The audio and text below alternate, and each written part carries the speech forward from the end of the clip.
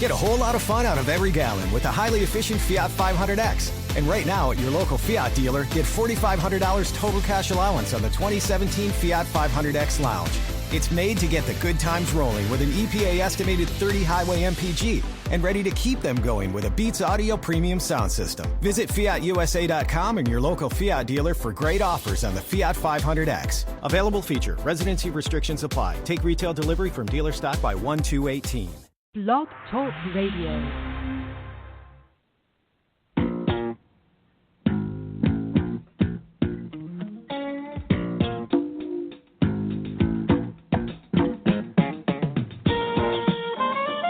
Welcome to On Trial, starring Mark Radulich, also starring Sean Comer. Hope you're ready, Hollywood, because you're on trial.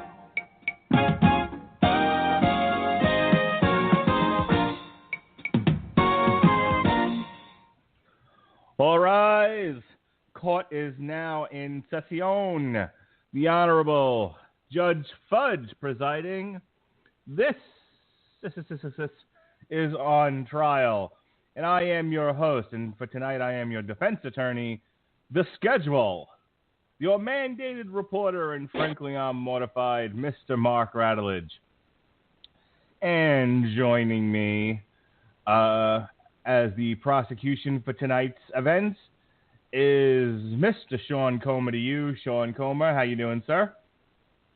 Hello, Jet Bears. I'm Sean. You're not. And Mark gave me the indefensible task of prosecuting one of my favorite childhood movies. Actually, one of the few movies I remember from childhood that really still holds up well to this day. It does. Of course, the movie that we'll be discussing tonight here is Jumanji, not the one with Jack Black and The Rock. That was Damn You Hollywood, and we did that earlier this week, much to Robert Winfrey's chagrin. No, tonight is The Delight. That was the 1995 feature starring the late Robin Williams, Jumanji. And I have to say, maybe Kirsten Dunst's best work? We'll see. We'll talk about it. Maybe. You could kind of call it a toss-up between probably...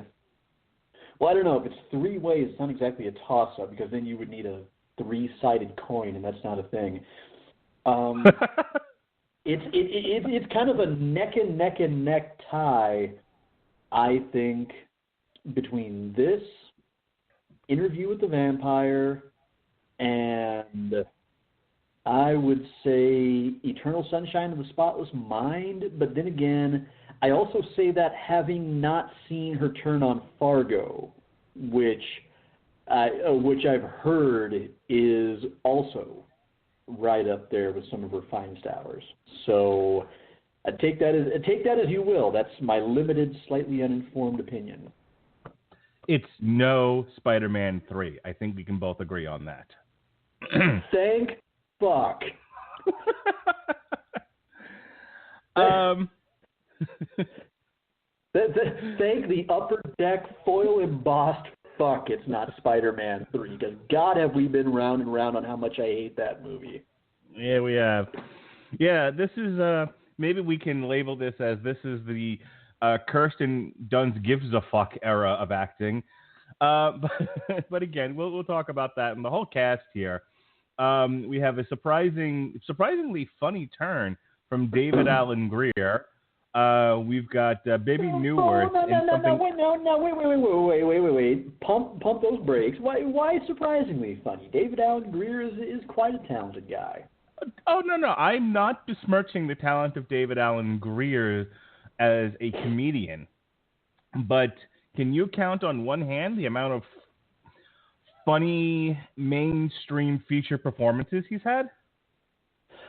Feature performances... excuse me. I apologize for any gaseous noises on my end. I'm just finishing dinner over here. Feature performances, no, but even as a little elementary age wee tiny Sean. Hey, not yet a jet bear, but a jet cub, perhaps. Even then, I kind of thought he was a funnier in living color cast member than Jim Carrey, and I kind of didn't understand why Carrey was the one who got the major breakout roles at the time.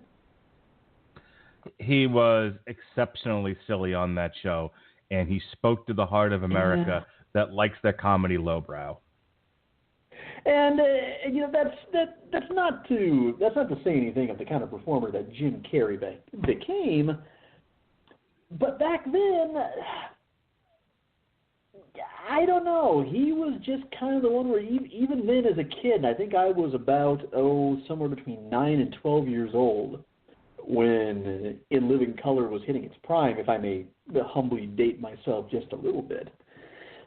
But even back then, almost anytime he was on screen, it was the equivalent of me looking at my watch going, "Are you done yet?" You know who my personal favorite was on that show? Damon Wayans. There's a guy who I wish his acting career, his feature career had taken off. Damon Wayans was a funny motherfucker on that show. And his stuff with David Alan Grier was hilarious. You know what? I'm no big fan of Sean and Marlon Wayans, but I think categorically Damon and Keenan Ivory Wayans are the two most talented members of that family. Like hands down. I would I don't know if I could argue with that. So anyway, tonight we are discussing Jumanji from 1995, again starring Robin Williams, and we're doing that in syncing up with the Jumanji soft reboot / standalone sequel featuring The Rock and Jack Black and Kevin Hart. So let's get into it. Sean, why don't you give us some notes on this movie?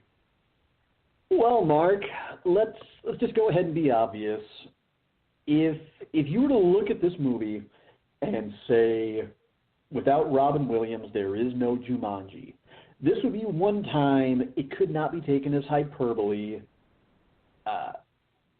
With even if you might have meant it as such, you would be more correct than you realize.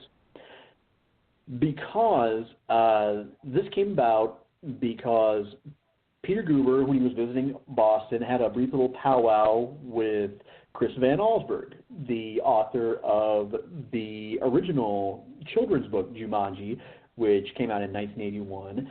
He lived nearby in Providence, Rhode Island, and Guber wanted to discuss possibly optioning the story. And in fact, Van Allsburg wrote an early draft of the script.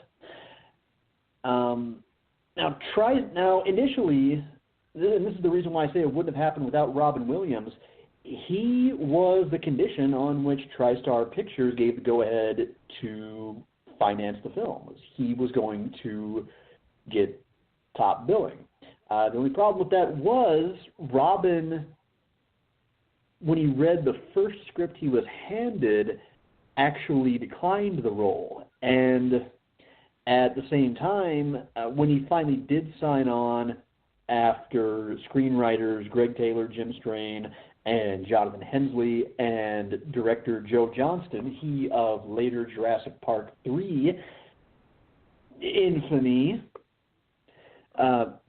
gave it a rather extensive top-to-bottom overhaul, Johnston still wasn't sure that Williams was quite right because, granted, he had already cemented himself as one of his generation's most electrifying, innovative entertainers, but as a pure actor, so to speak, he couldn't quite rein in that instinct for improvisation. And they sort of had to have a come to Jesus in which he came to grips that this was a very thriftily written story, and it required that he stuck as close as possible to the scenes as they were outlined. And later they gave him some opportunities to go back and film some alternate takes, improvising with co-star Bonnie Hunt. But, yeah, otherwise what we saw was pretty much what we got. At the time, it didn't gain its acclaim so much for the performance of any one actor, although it does feature a very formidable, respectable cast from Robin Williams and Bonnie Hunt down through, as we mentioned at the top, a very young Kirsten Dunst, a very young Bradley Pierce, a fresh off in living color David Alan Grier, Jonathan Hyde, and Bebe Neuwirth. We also got turns by Patricia Clarkson as Carol Ann Parrish, the mother of Robin Williams' character Alan Parrish. Malcolm Stewart shows up. Frank Welker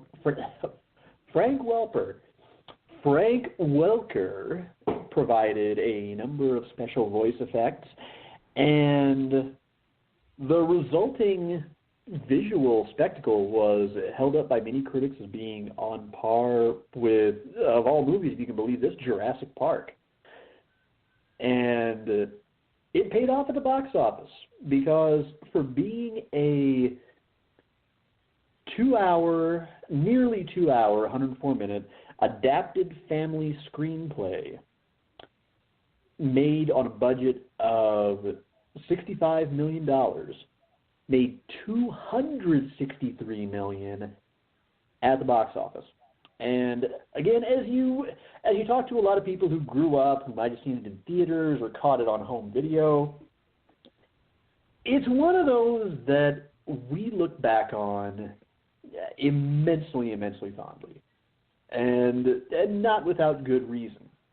Because for its faults, and it does have its faults, it maintains that sense of wonderment, especially when you pair it with a bombastic, moving score by James Horner that it kind of translates from one generation to the next, and it never looks entirely outdated. It never comes across as unimpressive, but it's one of those that if I had kids, I would be quite proud to sit them down with this and say, here, kids, this is one of the movies that Daddy grew up on. And I legitimately believe I would give it about better than 50-50 odds. They would probably come away and say wow, that actually, and say, wow, that compares well with anything that I'm seeing in theaters. Of course, my kids, they might or might not have that kind of eloquence with their language where they would phrase it that way. Probably just something along the lines of, wow, that was cool, Dad. But you get the idea. So before I start babbling, Mark, why don't you run down for us this magical jungle plot? If your kids are anything like my kids, they will say, I like it did the part with the monkeys. So here we go. That's actually probably almost exactly what they would say, and I would say, you are my kid after all. So I'll hit the bullet points with this. Much like the singing frog, Jumanji is a box found in an abandoned building that's being torn down or built up, whatever. Either way, in either case, when searching through construction and you find a mysterious box, the rule of leave it alone. Nothing in that box is ever going to turn out to be good for you. In any case, in 1969, we meet our young Alan Parrish, and he is running from a bunch of bullies, and they're saying, leave my girlfriend alone, you cad. And he runs into the shoe factory, and his father says, hey, you can't keep running from things your whole life. You've got to go and face your fears. This is important for the film, by the way. We also meet the man who may have invented the high top and marketed it to basketball players, Mr. Call, who is played by David Alan Grier. Through distraction and conversation and whatnot, the shoe is misplaced in a machine, which causes the machine to break, and for Carl to get fired because Alan did not own up to the mistake that he had made. He goes outside and receives subsequent whooping by the bullies, and his bike is stolen.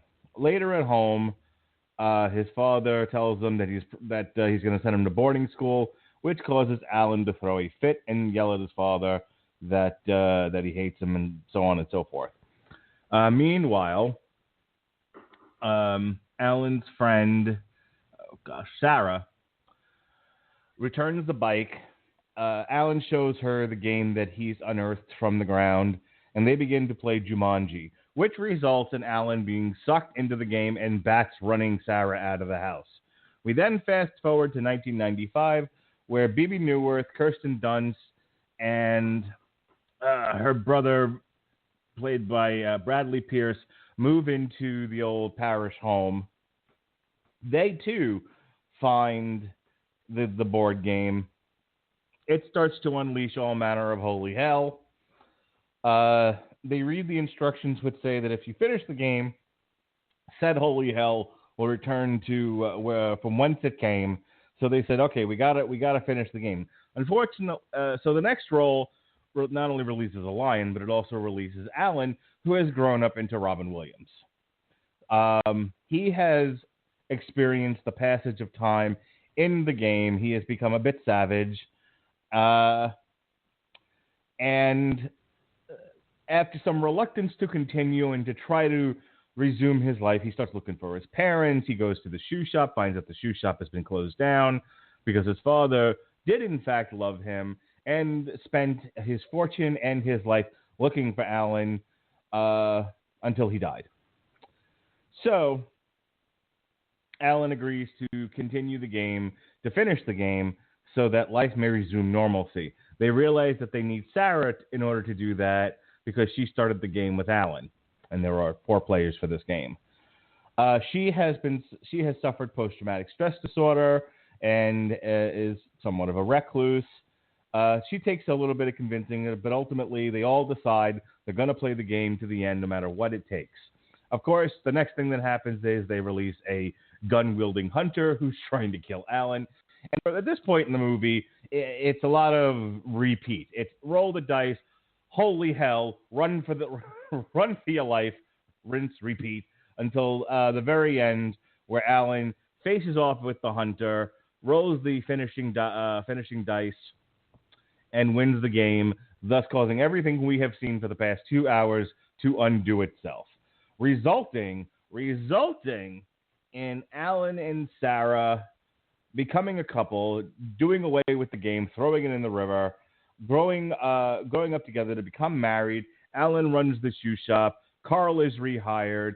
And in present-day 1995, they meet up again with Kirsten Dunst and Bradley Pierce, this time with their parents, and they warn them of to not go on the ski trip that ultimately causes their demise, and they all live happily ever after. But you see, they leave room for a sequel because Jumanji lies partially buried in the sand on a beach, where another hapless passerby may find it.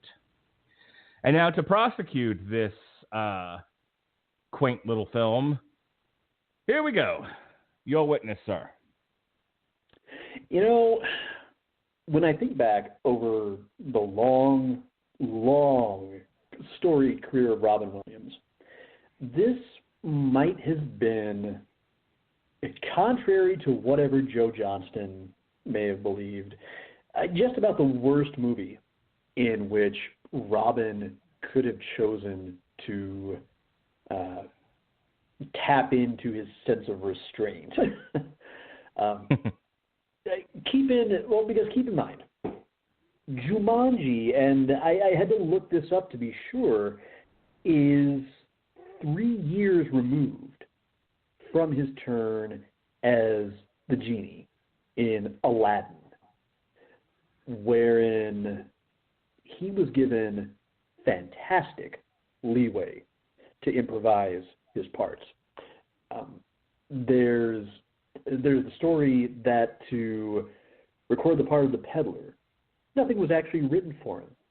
They just supposedly set him up with a conference table full of bric-a-brac and just kind of let him go in this character voice and just went with what they've got. And some actors, sometimes one of the worst things you can do is constrain them. I remember hearing that often on Scrubs, Neil Flynn, who played the janitor, often the scripts would contain little more than bullet points. Or even sometimes, and I wonder to this day how much Bill Lawrence was joking when he referred to this, sometimes it would just contain a little post-it note that just said, whatever Neil wants to do. They would just take it and let it run. He didn't need to have everything spelled out for him. And I understand that was the nature of this story. But here's my problem with that. We're talking about a character who has been through some fantastically unbelievable shit. This is a man who has been sucked into a board game and spent almost the entirety of his life in near complete isolation, surviving on his wits in a jungle. And he's coming to all this as previously a very weak-willed, milquetoast suburban kid, as a bullying victim. When you take that into consideration, he comes out back into the real world as adult Alan Parrish. Incredibly, shockingly, often well-adjusted, surprisingly verbal. And allow me to armchair screenwrite for a moment. What I think would have almost been more compelling. And number one, I'm going to assume that a lot of you out there have watched the second and third seasons of Buffy the Vampire Slayer. And number two, if you haven't, the hell have you been waiting for? Those are two of the greatest seasons of any show in television history. No, you're not getting a spoiler apology here. Go, shoot, download it, watch them.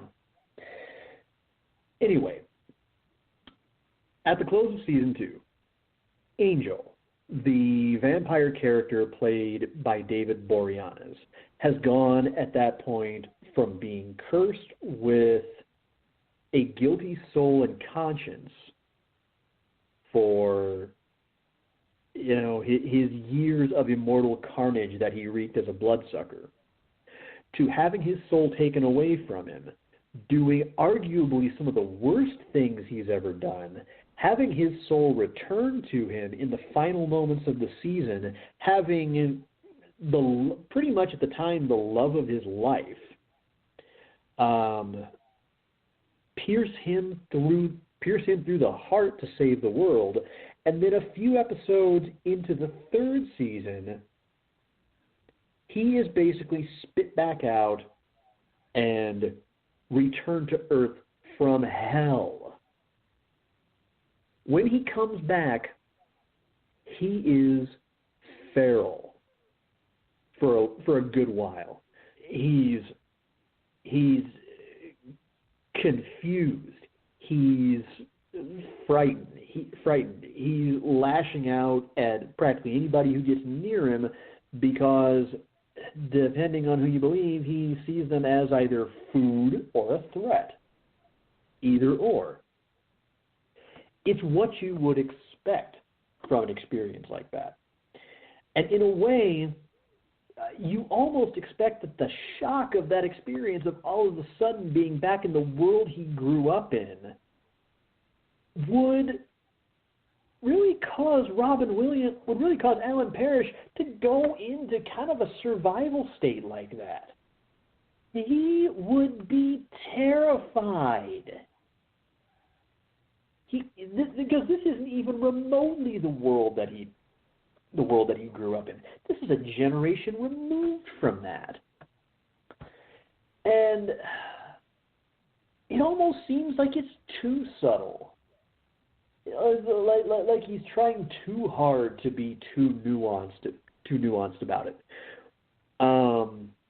When really he should be kind of going all Leonardo DiCaprio in, oh, help me out, Mark. What was the one where he finally got the "if we give you the best actor, will everybody just shut up" Oscar?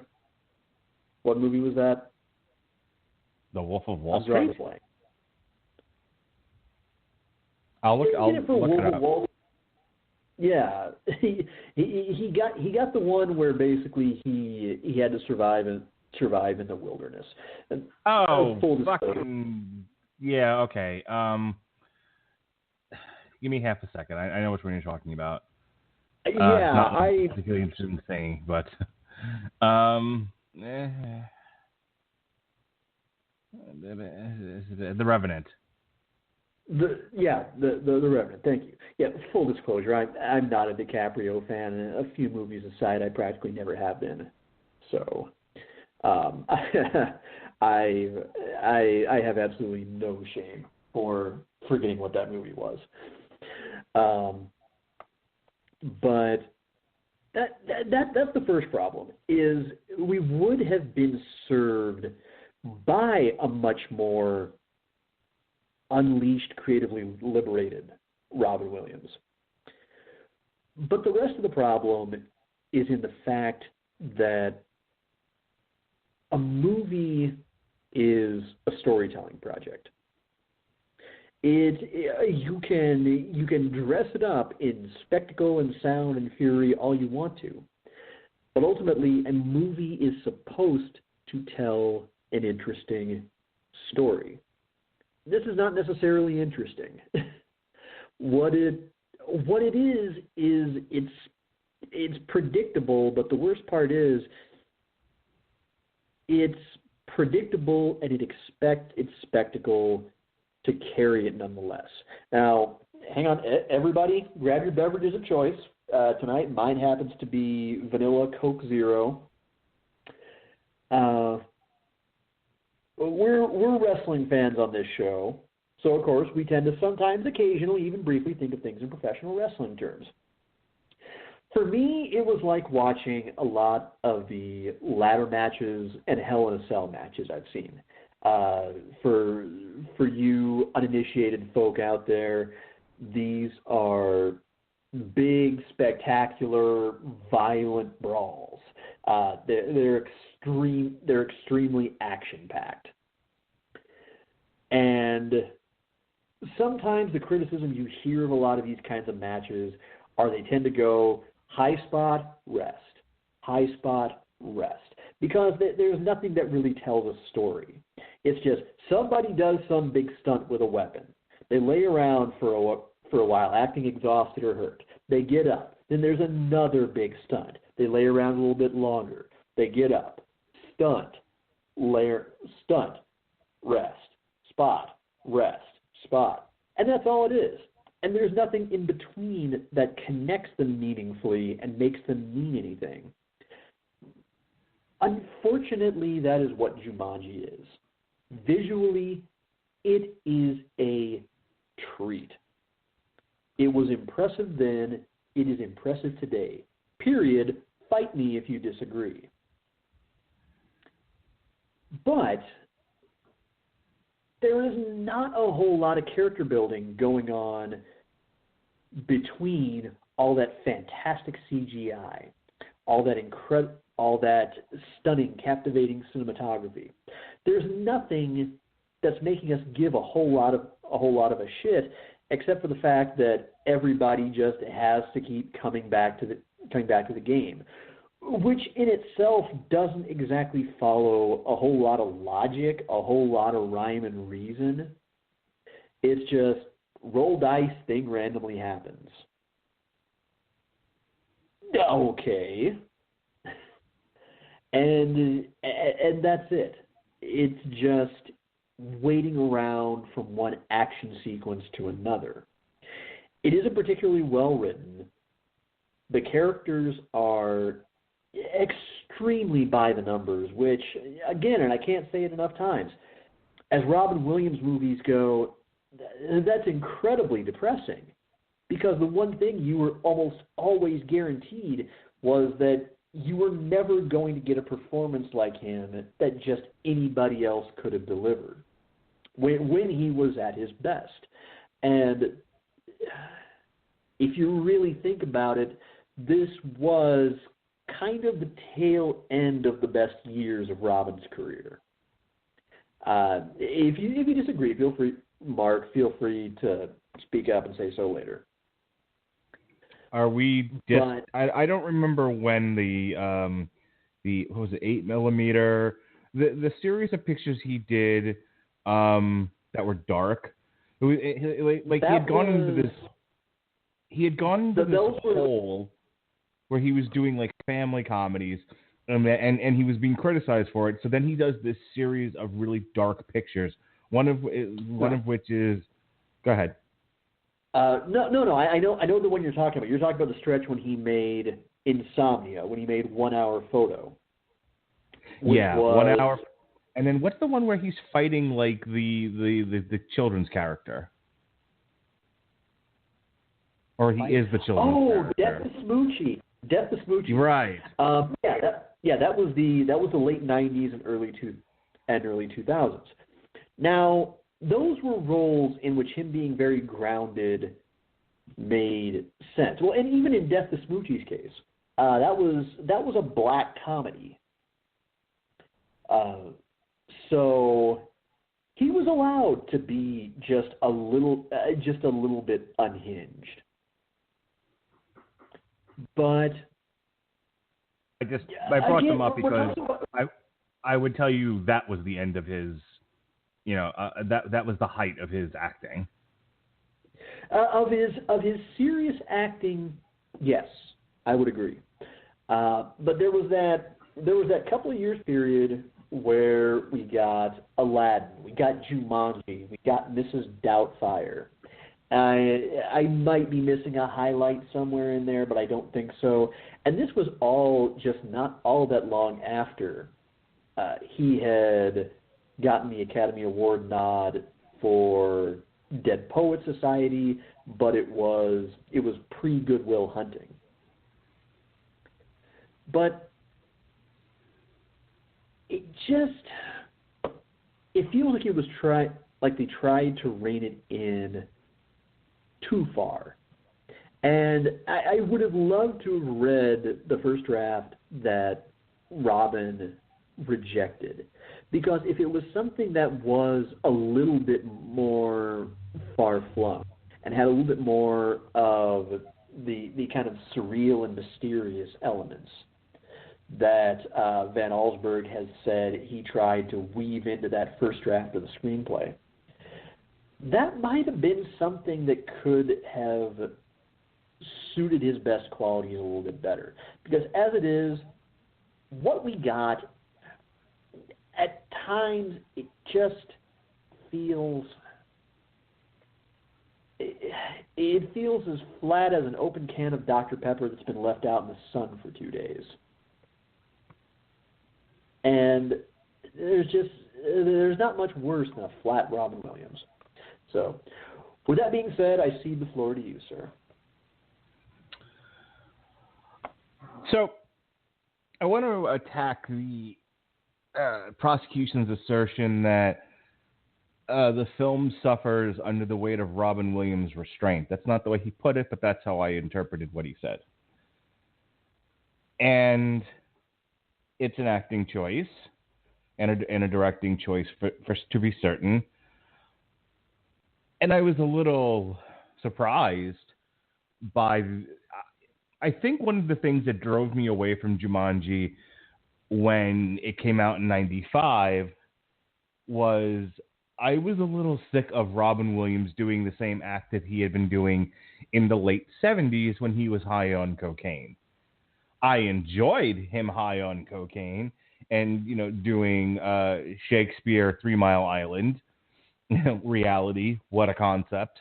I enjoyed those years of Robin Williams, but those years had passed. And while Aladdin still is remarkably funny in his performance, in his coke but not coked up performance as the genie, still memorable and still very funny, and certainly it gives my kids stitches. It's not something I need to see in every one of his performances.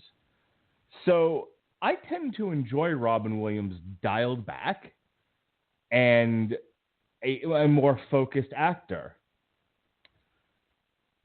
To the specific performance in the context of what happens to him, you got enough of that when he first comes out of the game.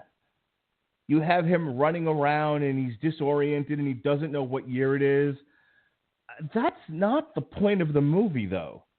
That's Encino Man with Brendan Fraser. Go watch that if you want to see someone who's, was a caveman and suddenly ended up in the modern world and has to somehow adapt. And that's the whole fucking movie. Okay, that's that. This was not that movie. From a storytelling perspective, you can't spend too long with him being disoriented. You will lose the pace of the movie. I thought he spent just enough time and just enough effort acting disoriented, believably disoriented, before the weight of what had happened to him and what his decisions cost him moved him in the direction the movie needed to go.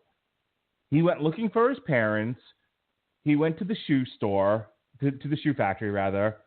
He comes to realize that everything he knew and loved was gone. And he's like, fuck it. I guess I'm a 40-year-old man now, and I have to move on. And he won't even play the game originally with those kids. He's like, well, sucks to be you guys. Lots of luck. Lots of luck with the lion in your drawing room and the bats on your chimney and the monkey stealing cop cars. That all made sense and was a strong narrative for me, and I thought were good character choices. I don't think the movie I don't think zany Robin Williams does the movie any justice.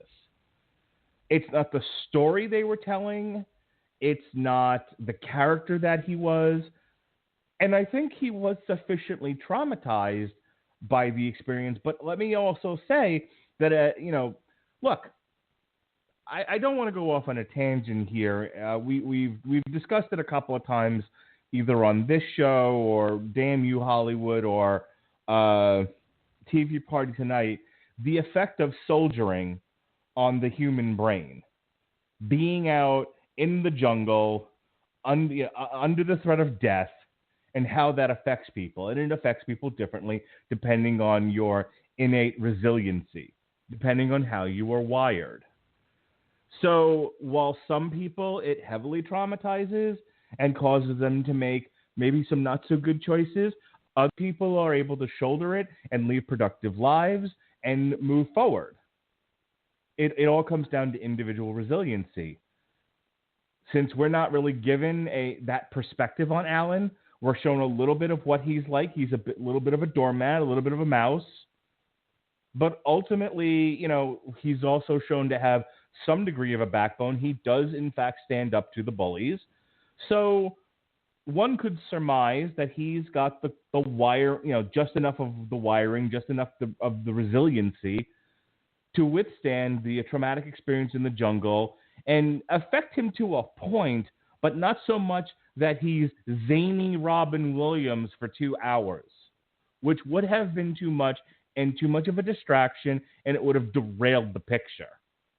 So now that I've dealt with Sean's central prosecution of the movie as I heard it, and he'll have a chance to respond to say, but I also said this, or however he chooses to respond, let me defend the general picture here.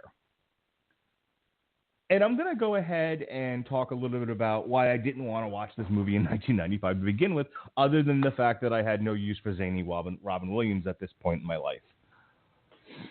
I thought the idea of the movie is about what I thought it was going to be, but at this stage in my life, I think I was more accepting of it and more willing to forgive the very simplistic narrative because of the strong character pieces throughout. The movie is a very simple tale. It's literally, as I said before, rinse and repeat. It's danger is unearthed, your stars react, more danger is unearthed, stars react, and this goes until we've done it enough times, and then resolution. And if that's all the movie was, it's a shit movie. The reason why Jumanji works is because of, one, the strong performances.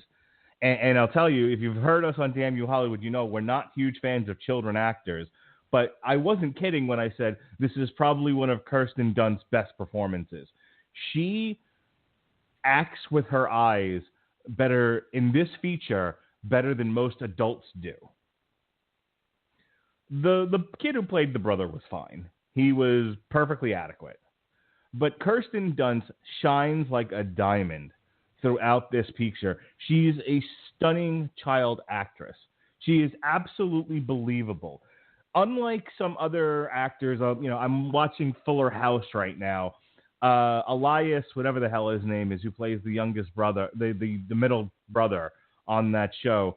Pat and I have talked about how his acting range appears to be scream into the camera. Scream and mug. Scream and mug. That's it. That's his acting ability.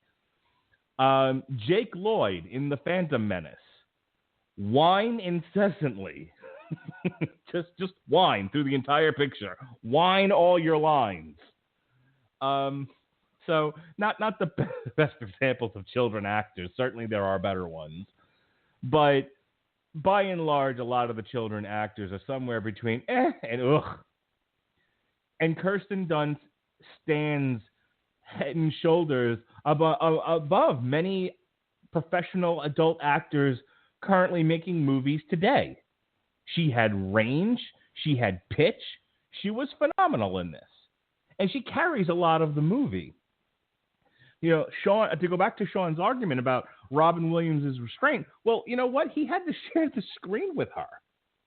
And had he sucked up the entire screen by peacocking around and doing his Coke performance, he would have pushed her clear out of frame. And the movie would have suffered because of it. Now let's talk about Bonnie Hunt for a moment.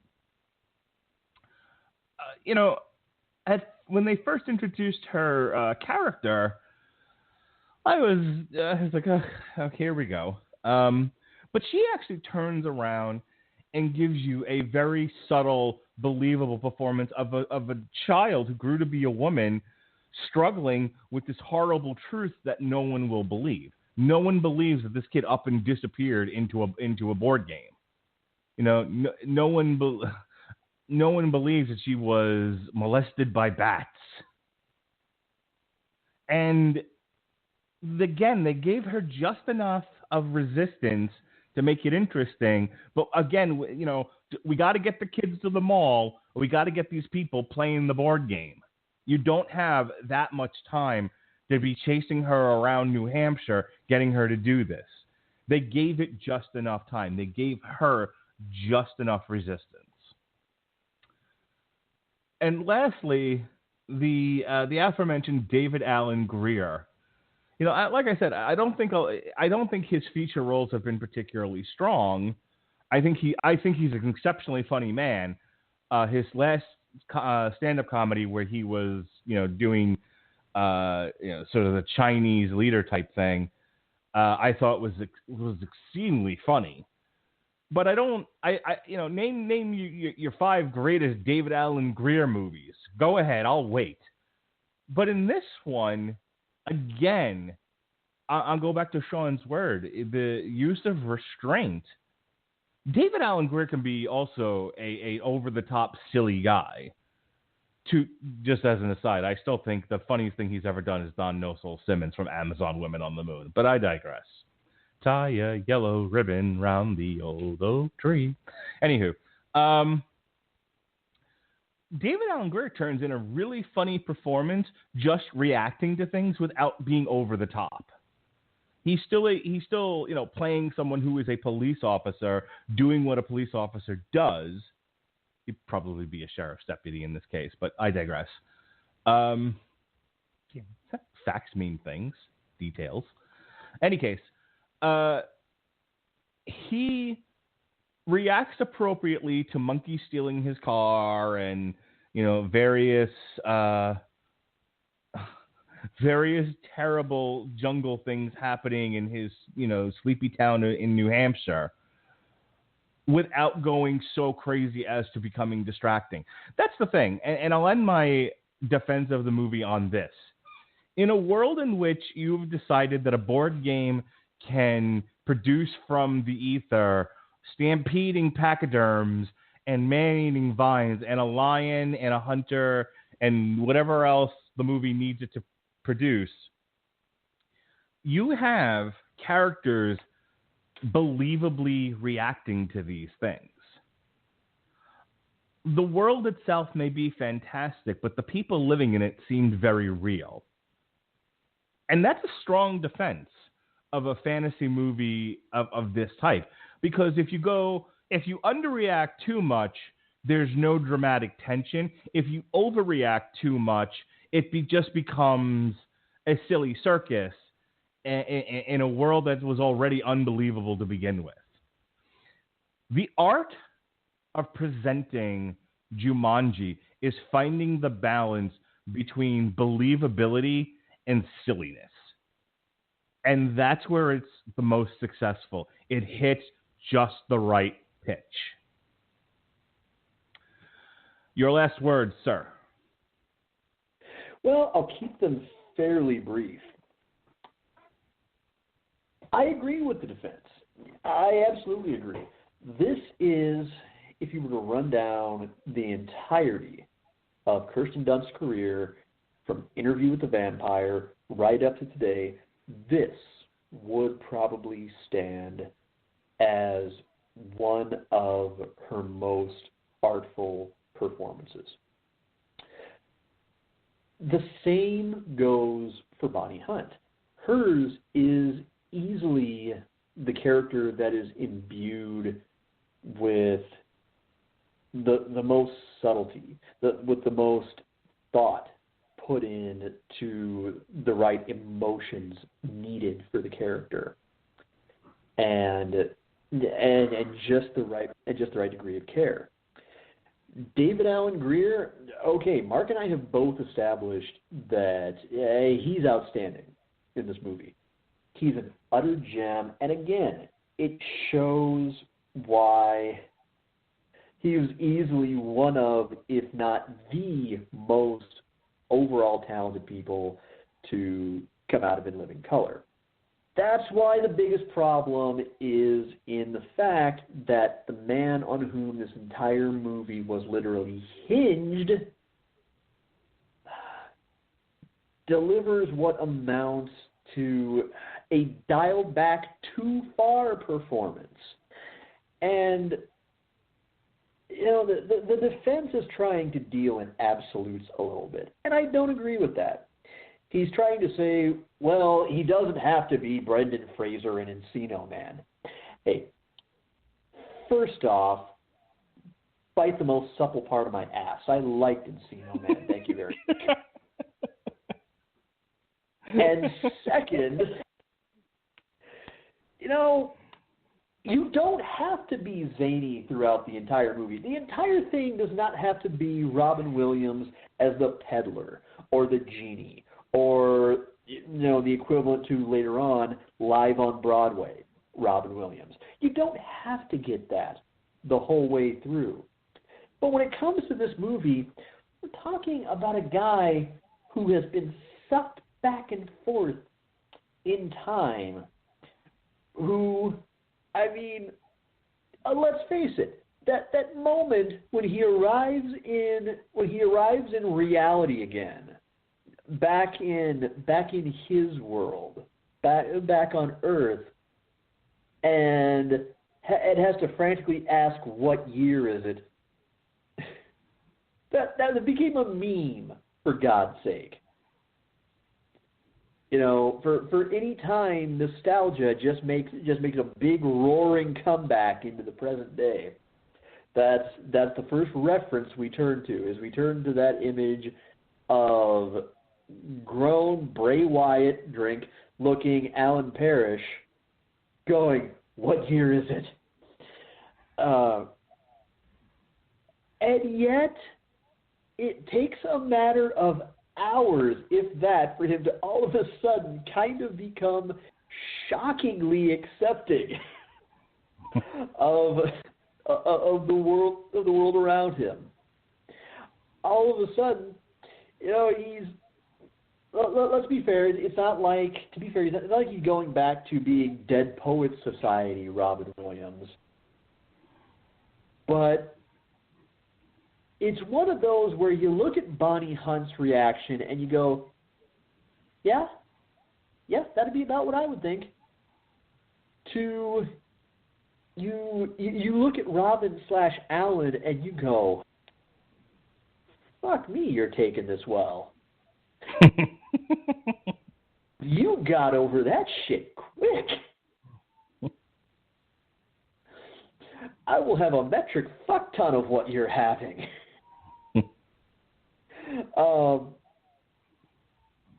You know, because, and again, back to the Brendan Fraser comparison. That's one of the things I liked about it, is because for as nanners and as such a 90s concept as Encino Man was, Brendan was about as believable as you could expect an unfrozen caveman to be. You know, we didn't need Brendan Fraser in this movie, but we didn't I'm not so sure we exactly benefited as much from Phil Hartman's unfrozen caveman lawyer, Robin Williams, as Joe Johnston, I think, thought we would have. I think Robin should have been allowed to improvise just a little bit more. Yeah, maybe don't let him go full on Disney off the rails. I mean, let's not get Mrs. Doubtfire carried away here. But there might have been a little more room to let him be a little more feral and kind of at least show a little more of him easing into things just a little bit alongside Bonnie Hunt's character, kind of between the action pieces. It would have given things a little bit more substance rather than it just being a waiting period between spectacular special effects. As wonderful as those special effects are, it's more predictable than it has to be. It was always going to be, I think, a little bit by the numbers. We have a pretty good idea where this is going. But there was room to make us care, I think, a little bit more about Alan in between.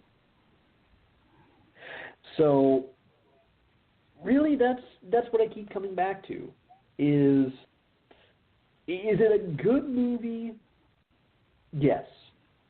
Certainly, unequivocally good, and like I said, it holds up well. But do we look at it through some certainly Gorilla Monsoon-esque drink, rose-tinted shades? Oh yeah, we do. Prosecution rests. I think we've said all that needs to be said about this. I watched it with my kids. Kids enjoyed it. I got a little teary-eyed at the end. Not you. None of you need. Not Lord of the Rings. You kneel before no one, my friends. I did not ugly cry at the end of this movie like I did at Coco. But you know, as a guy who cries at more movies than he'd like to admit to, this brought a little bit of a tear. But I think for a midnight, as nihilistic and morose as the mid-90s was, I actually thought this was a bright and sunny picture. It was a fun, family-friendly action adventure, that has a nice little message, and it was, again, it's like something I can show my almost 7-year-old and 3.5-year-old. My wife sat down and enjoyed it with us, and we talk so much on these podcasts about, film and the meaning of and how it affects society. This is as benign a film as I've seen in quite some time. It's just there to entertain. It has no greater meaning in the stratosphere or in the universe. And that's kind of what I like about it. I really struggle sometimes with the fact that I just flat out think that I lack quite the instinctive pining for nostalgia that runs through a lot of our generation. In particular, because so much of what I hear is just the absolute extreme of everything nowadays absolutely sucks. Nothing whatsoever is original. Everything was better back when I was a kid. And when it comes to the really family-oriented movies of the early to mid-90s, that might be one of the few times where I'm forced to sit back and go, no, I'm going to give you this one. I can't argue with it, because I think of movies like Jumanji and The Mighty Ducks and The Sandlot. And those are movies that, for all the stuff we sometimes watch from that era, and we go back and watch them now, and we're absolutely gobsmacked that they won us over so easily back then. Those are flicks that you can watch them today. And it's like sometime between 1990 through 1995 was just 5 minutes ago. Because they're just that good. And yeah, I have to get into performance a little bit, and I have to exaggerate some of the flaws. And it isn't perfect. Yeah, it does feel sometimes like it lags a little bit, and you're just kind of sitting on the edge of your seat, but not in a good way. You're sitting on the edge of your seat, just waiting for something big and awe-inspiring to happen again. Can I jump in here? That was my one criticism of this movie, and it was something that my wife and I talked about, because I was sort of just keeping it internal. I didn't really want to start going into, podcast mode when I'm trying to enjoy the film with my family. But even Melissa at the end of it goes, or towards the end of it, just play the fucking game where you are. Stop running. Why do you have to keep going back to the house? And I'm dying laughing, because I'm thinking that for half the picture. Why do they keep going back to the house other than pad the running time in the narrative? I don't agree with Melissa on everything, but I will give her that one. That, like I said, it's spot rest, and you don't have to be beaten over the head with action sequences the entire time. But I did, and again, I exaggerated it somewhat for the sake of kind of my role in the case, is I did feel like of everybody that should have been given kind of the most dynamic development, I felt like Robin really did, for being the top bill of the movie, he really did fall behind Bonnie Hunt, David Alan Grier, Kirsten Dunst, and to a much lesser extent, actually, Bradley Pierce. Which, I don't know. I guess you could say it's kind of a testament to him that maybe he didn't want to go all out and upstage them. But it felt like maybe he might... You really didn't get the impression that he maybe kind of pulled his punches too much a little sometimes? No, I swear to Rudy I didn't. You swear to Rudy. I like it. That must be your equivalent to my swear to Zod. Nope, stole that one from Bill Cosby. From Bill? Really? Yeah. Bill Cosby does a bit where he implores the audience at his stand-up show to stop swearing to God. Calling out God's name in vain is distracting. You're distracting God from his important work of trying to solve hunger and peace and all of that. Call on Rudy. Rudy ain't doing nothing. Okay? He'll give you the same results, and you won't distract God from the important work. Yeah, Rudy was even willing to step up and basically take the stand in the court of public opinion to defend him from rape allegations. Oh, wrong, Rudy. Sorry. I swear to God, I thought you were going with the kid who played football movie, and I'm like, no, not that Rudy. Nope, you swerved on me, and you landed right where you needed to. Well done. 10 points. No.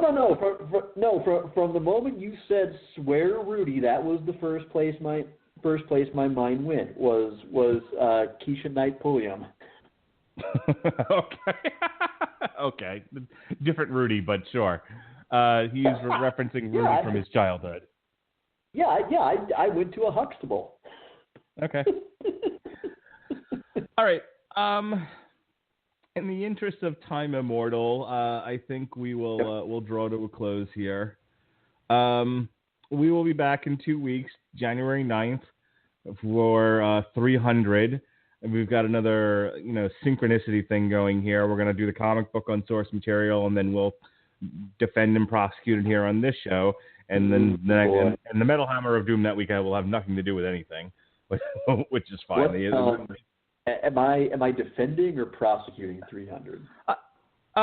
Again, unless one or both of us has a passionate a passionate desire to prosecute or defend something, i.e. Catwoman or something like that. I'm just going back and forth between what we've previously done. So since I defended this week, I'll prosecute the next week. Okay, yeah, that's fine, because that is one wherein, for as much as I sort of have to exaggerate my perceptions of Jumanji's flaws this week, when it comes to 300, man, oh man, as with almost every Zack Snyder movie not called Dawn of the Dead, I am acutely aware of how imperfect that is. So, and yet at the same time, I fucking love that movie. Well, good. You will passionately defend it then, while I try to rip it to shreds. Definitely. Definitely. And then you'll prosecute whatever the movie you pick for the 30th.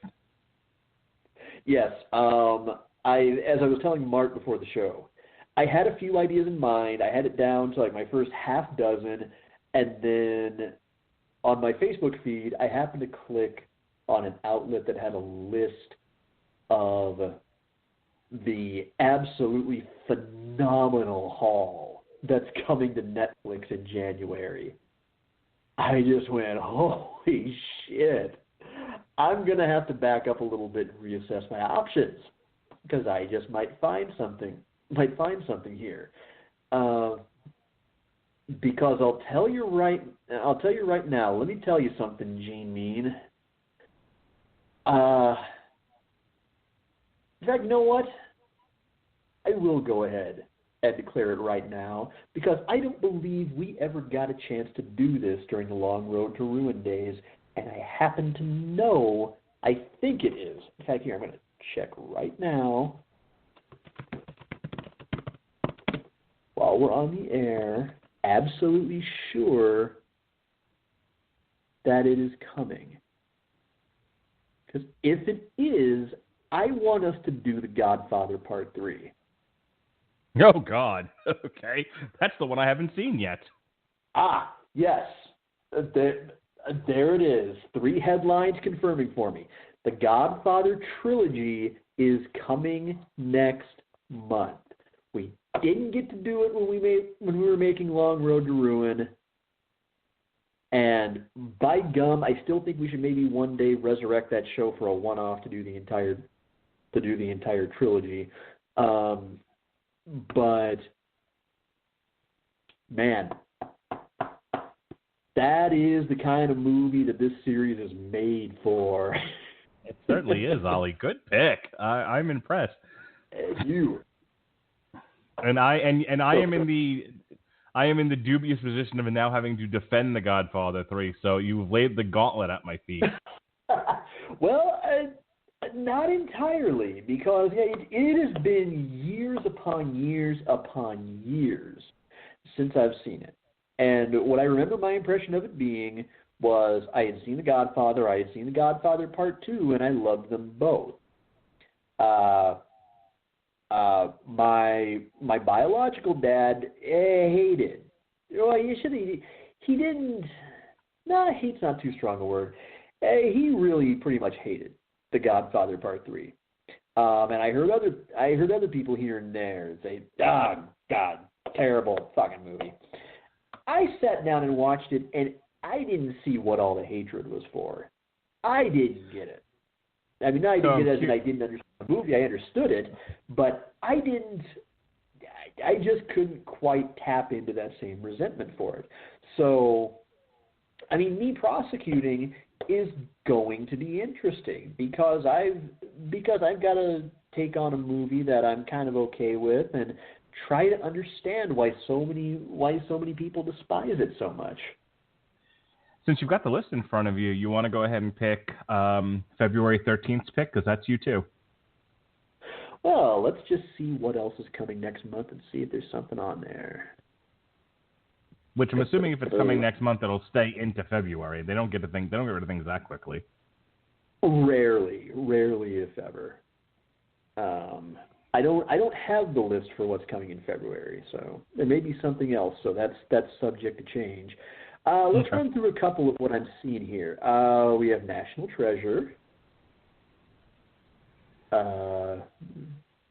Dukes of Hazzard, got 30 Days of Night, which I might be willing to give that one another shot. We have... Okay, this is weird. Netflix does this weird thing where sometimes they will give a movie for a month or two and then bring it right back. Batman, Batman and Robin, Batman Begins, Batman Forever, and Batman Returns. Got...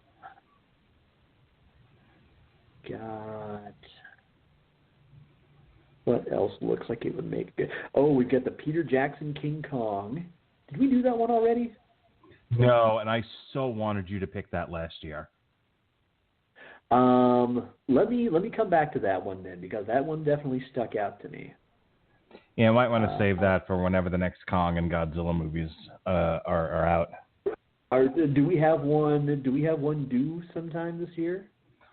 Hold that thought, because I have the wrong page open right now, but keep that in your mind, because later this year, The Rock has the Rampage movie coming out, and that would probably be the most opportune time to do Peter Jackson's King Kong.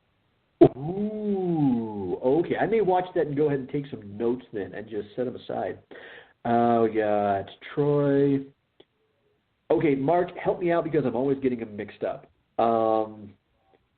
Willy Wonka and the Chocolate Factory, is that Gene Wilder or Johnny Depp?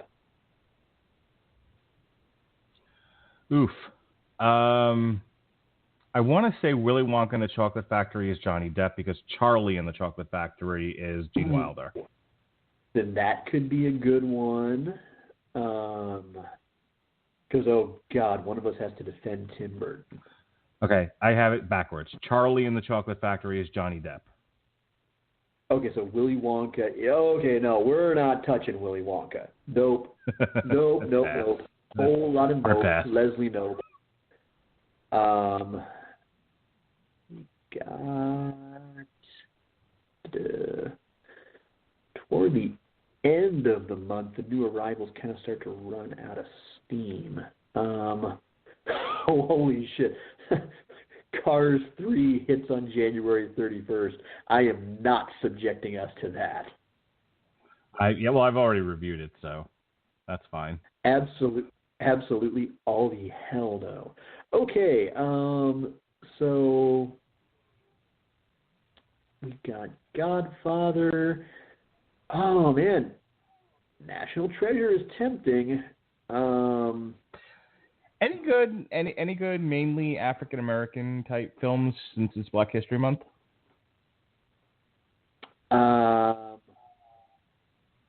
Let's back up because did I see Training Day or did I read something wrong? I did not read something. Okay, now I think I'm going to go out on a limb and presume they're talking about the movie. And that is kind of a controversial one because that's known as kind of being one of the more baffling movies to win Best Picture. We could maybe have some fun with that one, but let's see what else we got here, because that's the main one that stuck out along those lines for me. Unless you want to do one of the Bring It On movies, because reasons. Because I think that the first one was the one where it was the mostly black high school versus the lily white suburban girls. All right, so I'm going to vulture.com here. What's new on Netflix in January 2018? I'm going to help you out here. It's your pick, but I'm going to help you out. Yeah, the main, if you're wanting to go, my choices are, I say we do either National Treasure, or if you want to go the Black History Month route, we could possibly get a lively debate over whether Denzel Washington was really deserving of the Best Actor Oscar that year, or if he just got it because a lot of the buzz going into that year's Academy Awards was we've got a chance to have a black Best Actor and a black Best Actress. Since nothing else here is really jumping out at me, I will go ahead and say Training Day is fine. Okay, Training Day is good. Yeah. Oh my God! How did you not pick Wild Hogs? Just kidding. Because no way do I want one of us to try to defend that. No, I'm fine with Training Day. All right, so I will be actually in the position of having to prosecute it. I'm going to be prosecuting Training Day? No, I'm prosecuting Training Day. Oh, you're we talked earlier about the kind of bookending the beginning and end of various performers' primes. Okay, Wild Hogs was Tim Allen's prime voiding its bowels as it died. Well, then we are full up again for a while here because March is already picked. I picked both of March's. We have the original Death Wish on March 8th, and then on March 22nd, Lara Croft Tomb Raider 2, Cradle of Life, I believe it's called. Aww. Yeah, the Cradle of Life. Yeah, I wanted to pick the harder one to defend. All right, so what I say, I was prosecuting Training Day? Yes, you're prosecuting. So which means I'm defending... No, I'm going to swap these. I'm going to prosecute twice in a row then. I'm going to prosecute Death Wish. And, wow, that's bold. Yeah, because I want to defend... I want to purposely defend a shitty movie. We have fun when I do that. Yeah, I was gonna say you're granting me the gift of defending one of my all-time favorite movies. Yep. It gives me I get to not only twist your nipples a little bit by prosecuting a movie you love, but then 2 weeks later I get to somehow pull a Catwoman and defend an utterly shitty movie against all odds. I think that's what makes this show work. I'm half-hard just thinking about it. That takes us into April, where me being half-hard makes a delightful segue. Moving on.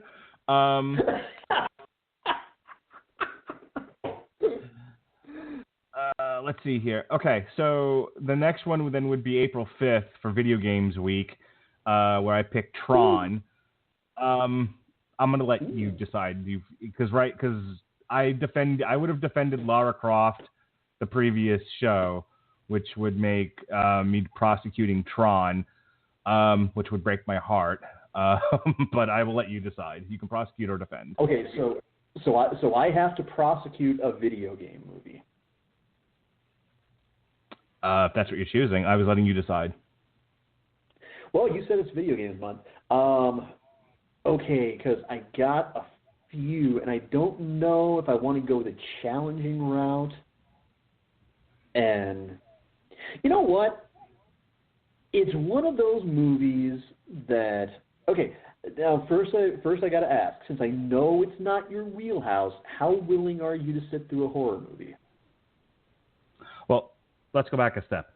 We still have, what I was talking about was Video Game Week has Tron in it. That's our show for that week. Oh, it's Video Game Week. Okay, for some reason I heard month. No, sir. Video Game Week. So that week we're right. All right. I will kind of keep tabs on my choices and come up with something by then. Okay. Because I was about to make you sit through Silent Hill. No, sir. All I want to know is if you'll prosecute or defend Tron. If you can't make up your mind now, we'll come back to it. God knows it's April. We're still in December. You know what? As the bigger gamer of the two of us, I think it would be fun to defend Tron. All right, I will prosecute. Oh, that breaks my heart. But considering how many times I do that to you, it turned about it's fair play. Prosecuting my baby. I love Tron. All right.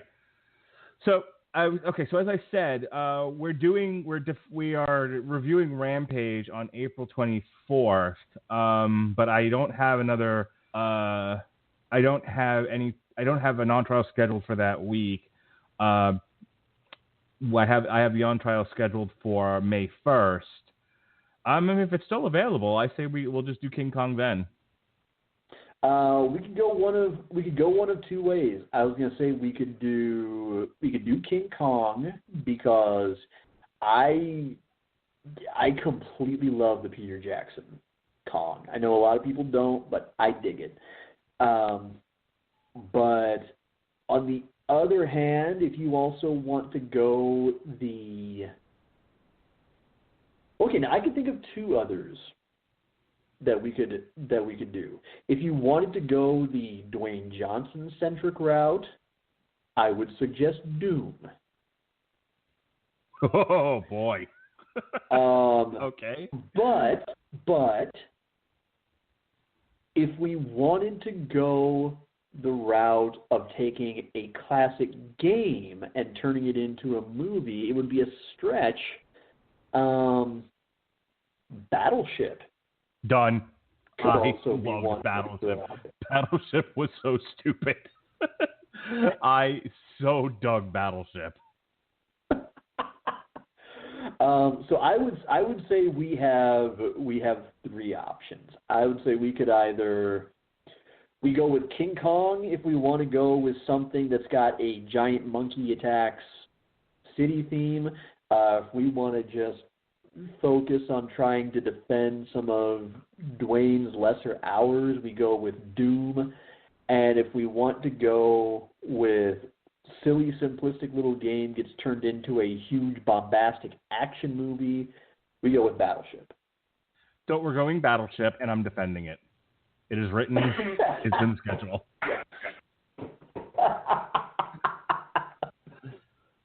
And that's May 1st. As soon as you said Battleship, I was like, and I'm running with that. That's good for now. That gets us all the way to May 1st. You have a show right in the middle of May where nothing's going on to pick something, anything you want. But I'll, let's get through some of this year before I make you decide what you want to do on May 15th. Sound fair? Well, yeah, that's also right around. I have no firm date set, but that's also right around when I'm planning on moving back to Phoenix. Okay. So we'll have to see what my timeline looks like right around then. Okay. I mean, if we need to not do a show this week, that's fine too. I can find something else to fill the schedule. All right. Thank you for, if you've sat through all of that, thank you for listening to another episode of Mark Schedule's Podcasts with guest Sean Comer. So, taking it from the top, in January we'll do 300, and then 3 weeks later we'll do The Godfather Part 3, and a time will be had by all. Go ahead, Sean. What you writing these days? What you plug in? What's it all about? What is the meaning of life, the universe, and everything? 42. And I was gonna say, meanwhile, more like welcome to Sean Actually Helps Schedule Podcast for a change. So, getting the perfunctory out of the way first, as always, it's routine, but I still mean it every time. Thank you to each and every last one of you who downloads and listens every week. We do this to inform, to entertain. Sometimes I'm not sure how much of it is to inform and entertain you and how much of it is to inform and entertain ourselves. The twain shall probably meet plenty in between, but it means the world to us that you will set aside anywhere from often about 60 to 90 minutes to check out our little ramblings. As for what I'm working on, generally speaking, if you want to hit me up with, as my nerd crush Lisa Foyles would say, your love, hate, respectful disagreements, you can find me on Twitter at Comer Codex. Incidentally, it's also where you can find updates on my upcoming projects, such as my personal blog, comercodex.wordpress.com. I'm keeping busy lately. I've got about 3 or 4 posts that are in process after a lengthy, much-needed break for the holidays. Meanwhile, coming next month, over on thechairshot.com and yeswrestling.com, I'm going to have my return to professional wrestling writing and punditry with 8-Match Tag, my weekly, possibly bi-weekly rundown of an 8-match playlist to introduce anyone from longtime fans to new initiates to the professional wrestling business, to my favorite wrestlers, match types, eras, promotions, personalities, anything under the sun. And we're going to be starting it off in January with a fantastic twofer. It's going to be the 8 essential matches that comprise the long and storied feud between Shawn Michaels and The Undertaker, and my top 8 Royal Rumble pay-per-view show stealers. Meanwhile, over on the newly resurrected FPGnews.com, I'm also going to be bringing back my live WWE Network pay-per-view coverage. For those of you unfamiliar with this or who have never been to 411 Mania, I take a cue from our good friend, the great and inimitable Robert Winfrey, and also my esteemed colleagues Greg DeMarco and Tony Acero, by, as I'm watching pay-per-views, for those who are unable to tune in, I provide match-by-match action breakdowns that go practically move by move. I do my best to relay the action as if you were actually there. And I'm going to be making my comeback with a real challenge this month, folks. I am going to be covering the Royal Rumble match itself. That is going to be a doozy. Again, you can check that out over on fpgnews.com. And last but certainly not least, my newest project, since a PlayStation 4 has come into my life recently, I have started a streaming channel. I am now streaming, well, I just got it a few days ago, so it's not quite 7 days a week yet, but I've been going for at least about 1 to 2 hours per day over at twitch.tv/ComerCodex. And if you're a friend of mine on Facebook, I usually post updates when I'm streaming there. And I will also post spontaneously on Twitter. I'm still trying to get down to a firm schedule. It's probably going to fall into doing it in the evenings. I don't have a mic yet. I've got a headset on order. But in the meantime, if you want to sit and watch me play anything from indie games to coming soon Mass Effect Andromeda, lately I've been playing a lot of Star Wars Battlefront 2. That's going to be the place to find it, and it's also where I'm soon going to be launching the start of an almost year-long campaign benefiting Extra Life. It's a charity that aids Children's Miracle Network hospitals across the country, and I am going to be raising funds until November, when I am going to be staying up for 24 hours straight gaming, and I am going to broadcast nearly every second of it that I possibly can. In the meantime, I'm going to have a fundraising video going up on Twitter and my Facebook page shortly explaining how you can donate, what exactly this is, and soliciting ideas for ways that I can continue to drum up your support for a very worthy cause. Until next time, this has been This Time. I'm Sean, you're not, and remember to never, ever dull your colors for someone else's canvas. That wraps up this week on the Radulich Broadcasting Network. We begin 2018 with TV Party Tonight, Fuller House Season 3, Part 2, and the Metal Hammer of Doom kicks off the year with a late 2017 release, Morbid Angel, Kingdoms Disdained. I hope you'll join us for those two shows. That's it for that week. We'll do a full 3 shows the following week, and for the weeks finishing off the month of January, we're doing about 3 shows a week. That's the plan for now. Hope you've enjoyed tonight's edition of On Trial. All rise. The judge has left the building. Court is now out of session. Be well, be safe, and behave.